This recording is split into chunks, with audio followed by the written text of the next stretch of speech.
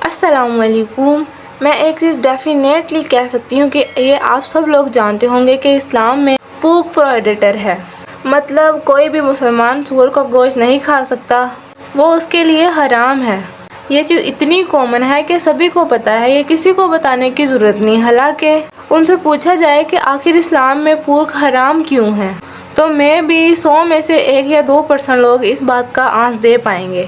اس video میں ہم اسی کانسیپٹ کے انٹرنل ریزن کو سمجھیں گے کہ آخر اسلام میں سور کا گوشت حرام کیوں ہے، آخر کیوں سعودی عرب نے کمپلیٹلی پور پر بین لگا رکھا ہے، اس کے پیچھے کا سائنٹیفک ریزن کیا ہے، اور سور کا گوشت کھانے سے نقصان کیا کیا ہے، اور اس کے علاوہ سور کو لے کے عجیب افواہیں بھی ہیں، اس کا بھی سچ آپ کو بتائیں گے۔ میں ٹاپک پر آگے بڑھوں اس سے پہلے یہ کلیئر کر دوں کہ یہ جو کہا جاتا ہے اسلام میں سور کا گوشت حرام ہے، کوئی بھی مسلمان سور کا گوشت نہیں کھا سکتا، یہ اسلامک اسکرپچر میں لکھا کہاں ہے؟ کیونکہ کئی لوگوں کا یہ بھی آرگومنٹ ہوتا ہے کہ یہ سب کچھ مولانا لوگوں نے پھیلایا ہوا ہے، اور اسلام میں ایسا کچھ بھی نہیں کہا گیا، اور بھی بہت کچھ کہا جاتا ہے۔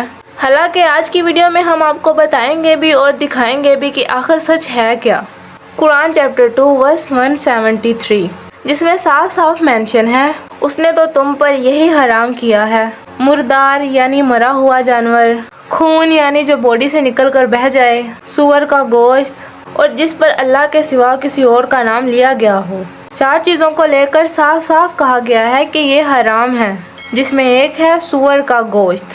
سیم یہی بات قرآن چیپٹر 5 ورس 3 میں بھی کہا گیا ہے، چیپٹر 6 145 میں بھی مینشن ہے، چیپٹر 16 ورس 115 میں بھی مرا ہوا جانور، بہا ہوا خون، سور کا گوشت، اور جس پر اللہ کے سوا کسی اور کا نام لیا گیا ہو اسے حرام بتایا گیا ہے۔ اس میں پہلا ڈاؤٹ کلیئر ہوتا ہے کہ اسلامی اسکرپچر میں سور کے گوشت کو حرام بتایا گیا ہے، لیکن ابھی بھی سوال وہی کہ آخر حرام بتایا کیوں گیا ہے، اس میں ریزن کیا ہے، اب یہ سمجھتے ہیں۔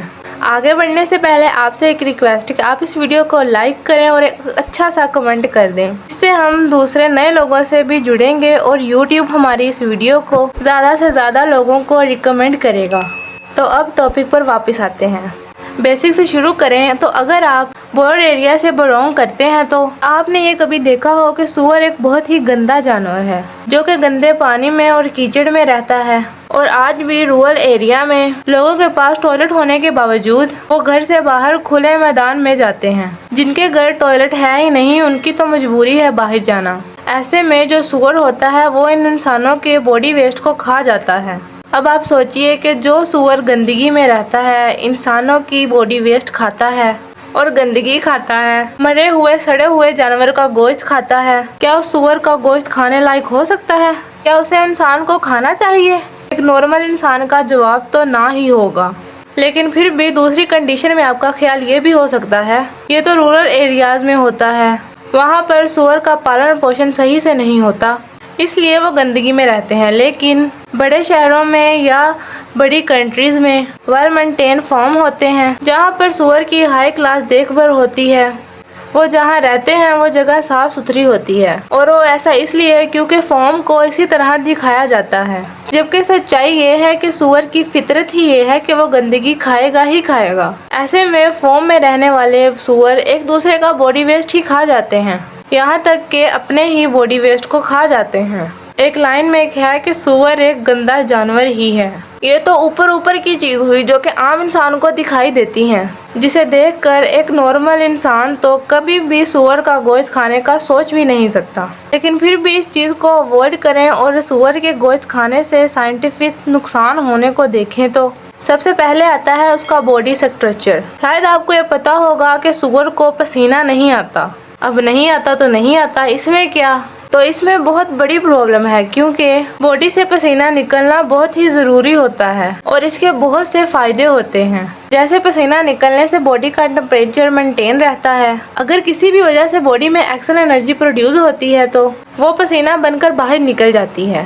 یہ جو باڈی سے پسینہ نکلتا ہے یہ پانی بھی ہوتا ہے، موئسچرائزر بھی ہوتا ہے، اس کے ساتھ ساتھ کچھ ٹاکسک سبسٹانس بھی پسینے کے ساتھ باہر نکل جاتے ہیں جس سے باڈی ٹمپریچر مینٹین رہتی ہے۔ اور یہ جو پسینہ نکلتا ہے اس میں بیسک 2 چیزیں کام کرتی ہیں، ایک ہوتا ہے پوسٹ اور دوسرا سویٹ لینز۔ اس میں جو پورس ہوتا ہے وہ باڈی میں چھوٹے چھوٹے کھلے ہوئے چھید ہوتے ہیں اور سویگل گلینڈ اسکن کے اندر ہوتی ہے جو کہ پور سے کنیکٹنگ ہوتی ہے اور یہی گلینڈ پسینہ پروڈیوس کرتی ہے۔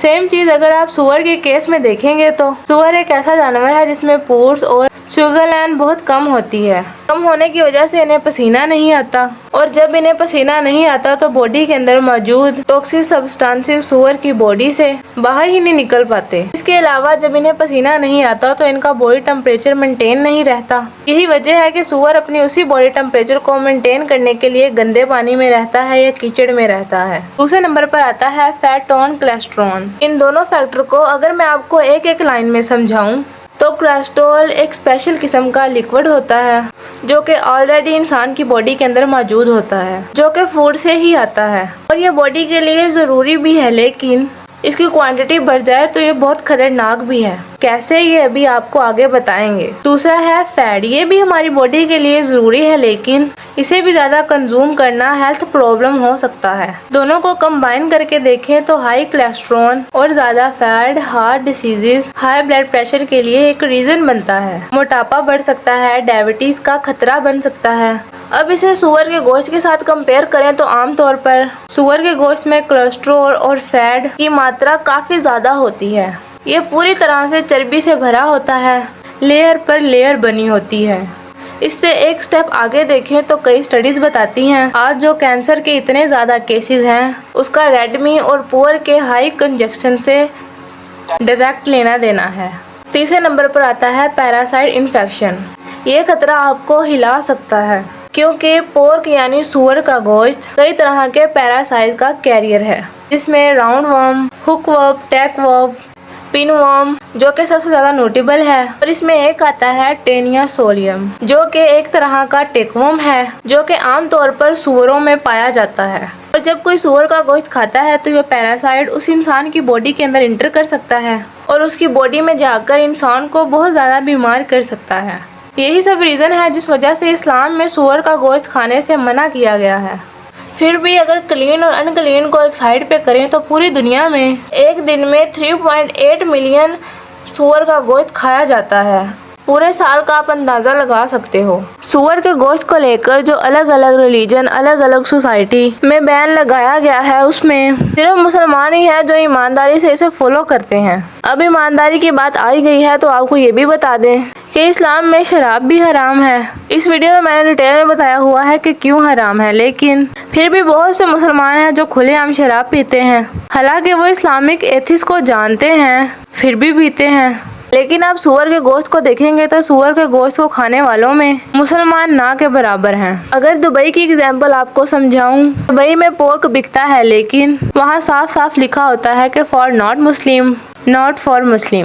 اب آتے ہیں ایک میتھ پر جو کہ مسلم سوسائٹی میں زبردست پھیلا ہوا ہے۔ تو اگر آپ مسلم ہیں تو آپ نے بھی اسے ضرور کہیں نہ کہیں سنا ہوگا۔ لوگ اکثر کہا کرتے ہیں کہ سور کا نام زبان سے نہیں لیا جاتا، اسے خنزیر کہا کرو یا کچھ بھی اور کہا کرو، کیونکہ سور کہنے سے انسان کی زبان 40 دن کے لیے گندی ہو جاتی ہے۔ یہ آپ نے بھی کہیں نہ کہیں کبھی نہ کبھی تو سنا ہی ہوگا۔ اسے لے کر لوگ اس طرح سے ریئیکٹ کرتے ہیں کہ ایک جگہ مسجد میں امام نے اپنی تقریر کے اندر سور کا نام لے لیا تو وہاں کے لوگوں نے انہیں مسجد کی امامت سے ہی ہٹا دیا، حالانکہ ایسا کچھ بھی نہیں ہے۔ اسلامی اسکرپچر میں اور اسلامی اکارڈنگ کے مطابق سور کھانا حرام ہے، بلکہ اس کا خون، ہڈی، بال، تھوک، اس کی پوری باڈی سے نکلنے والی ہر چیز گندی ہے۔ یہ سب صحیح ہے، لیکن سور کا نام لینے سے 40 دن تک زبان گندی ہو جاتی ہے، یہ صرف ایک میتھ ہے۔ کیونکہ بری سے بری چیز کا برائی سے نام لینا غلط نہیں، کیونکہ بری چیز کی برائی بھی بغیر نام لیے نہیں کی جا سکتی۔ اگزامپل سے آپ سے سمجھاؤں تو ابلیغ، فرعون، حمام، ابو لہب، یہ نام بہت ہی گندا ہے، پھر بھی یہ قرآن میں آیا ہے اور مسلمان اسے پڑھتے بھی ہیں۔ سیم ایسے ہی سور کا نام لے کر سور کے شرعی حق کے بارے میں لوگوں کو بتانا غلط نہیں ہے، اور ویسے بھی قرآن میں تو سور کا بھی ذکر آیا ہے سور کا نام لے کر، اور سور کا نام مسجد میں لیا جائے، غیر مسجد میں لیا جائے، تقریر میں لیا جائے یا جیسے بھی لیا جائے وہ غلط نہیں۔ اور قرآن میں بھی سور کا ذکر بہت دفعہ آیا ہے، جسے عربی میں خنزیر کہا جاتا ہے، اور خنزیر کو ہی پاکستان سب کانٹیننٹ میں سور کہا جاتا ہے۔ ایسے میں آپ قرآن کے اس پارٹ کو نماز میں بھی پڑھتے ہو جس میں زین ورڈ آیا ہے تو آپ کی نماز ہو جائے گی۔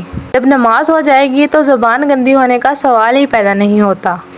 امید کرتی ہوں کہ آپ کو اس ویڈیو کی سمجھ آئی ہوگی اور آپ کو یہ ویڈیو اچھی لگی ہوگی اور آپ کو اس بات کی سمجھ آئی ہوگی کہ اسلام میں سور حرام کیوں ہے۔ اگر آپ کو میری ویڈیو اچھی لگی ہے تو میرے چینل کو سبسکرائب کریں اور بیل آئیکن کو ضرور دبائیں تاکہ ایسی مزید انفارمیشن ویڈیو کی نوٹیفیکیشن آپ تک پہنچ رہیں، اور میری ویڈیو کو لائک کریں، کمنٹ کر کے ضرور بتایا کریں اور میری ویڈیو کو شیئر کریں۔ تو ملتے ہیں نیکسٹ ویڈیو میں، تب تک کے لیے اللہ حافظ اور thank you so much for watching my video.